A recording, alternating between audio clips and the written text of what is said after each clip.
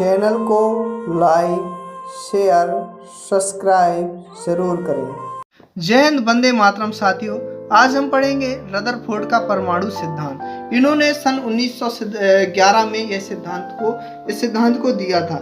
Rutherford महोदय जो हैं ये क्या होते हैं, परमाणु की नाभिक की खोज की थी इन्होंने। किसकी खोज की थी? परमाणु के नाभिक की खोज की थी इन्होंने। ठीक है, इसके लिए इनको नोबेल पुरस्कार भी दिया गया है। इस सिद्धांत के अन्य नाम भी हैं, जैसे नाभिकीय सिद्धांत या मॉडल कहा जाता है, इसको सौरमंडलीय सिद्धांत भी कहा जाता है।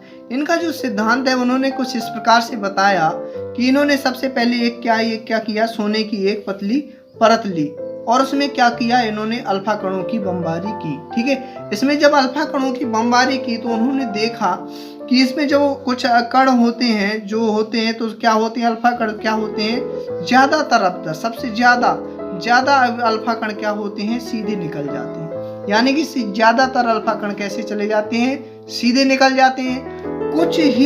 कुछ कण ऐसे होते हैं जो क्या होते हैं, अपने मार्ग से क्या होते हैं, विक्षेपित हो जाते हैं। क्या हो जाते हैं, अपने मार्ग से थोड़े से विचलित हो जाते हैं। और इनमें से कुछ यानी मिनिमम बहुत ही कम कण ऐसे होते हैं जो क्या करते हैं, अपने मार्ग में आकर के वापस लौट जाते हैं। इस प्रकार से इन्होंने 3 पॉइंट बताए कि कुछ ऐसे कण थे जो सीधे निकल जाते हैं, कुछ ऐसे होते हैं जो विचलित हो जाते हैं, कुछ जो क्या होते हैं, अपने मार्ग में वापस लौट जाते हैं। मैंने इनको समझाने के लिए अलग अलग कलर करके भी रखा हुआ है, आप समझ सकते हैं। तो इसके आधार पर उन्होंने जो परिणाम निकाले तो वो आप इस प्रकार हैं, देख सकते हैं।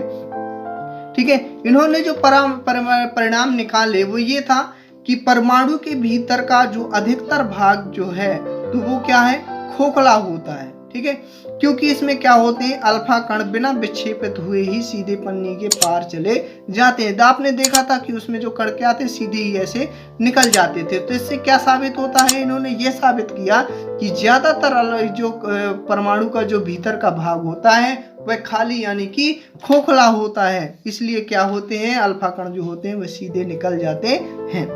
अगली बात उन्होंने ये कही कि परमाणु में धनावेशित भाग बहुत कम है।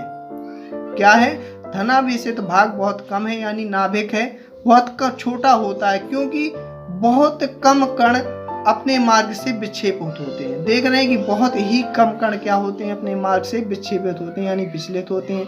ठीक, अगली बात उन्होंने ये कही कि परमाणु का पूर्ण धनावेशित भाग और द्रव्यमान परमाणु के भीतर बहुत कम आयतन में सीमित है।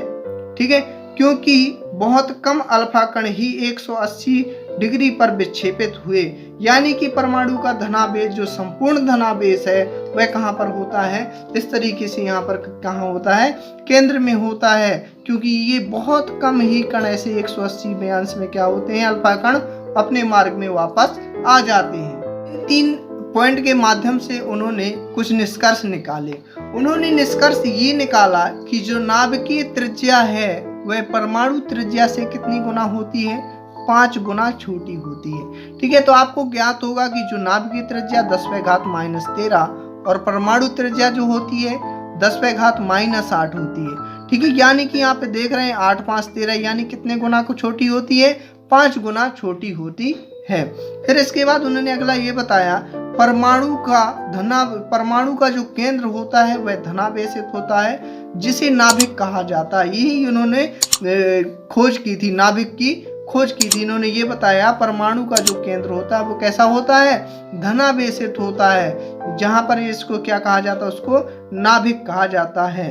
ठीक है, इलेक्ट्रॉन नाभिक के चारों ओर वर्तुलाकार मार्ग में चक्कर लगाते हैं। क्या होते हैं, इलेक्ट्रॉन जो होते हैं, जैसे ये इस प्रकार से है तो इलेक्ट्रॉन क्या होंगे, इसके चारों ओर क्या करते हैं, इस प्रकार से चक्कर लगाते रहते हैं। ठीक है, वर्तुलाकार मार्ग में क्या होते हैं, चक्कर लगाते हैं। और इसमें नाभिक का आकार परमाणु के आकार की तुलना में बहुत छोटा होता है। यानी कि जैसे इस प्रकार से ये परमाणु है तो इसका जो नाभिक होता है ये बहुत छोटा होता है।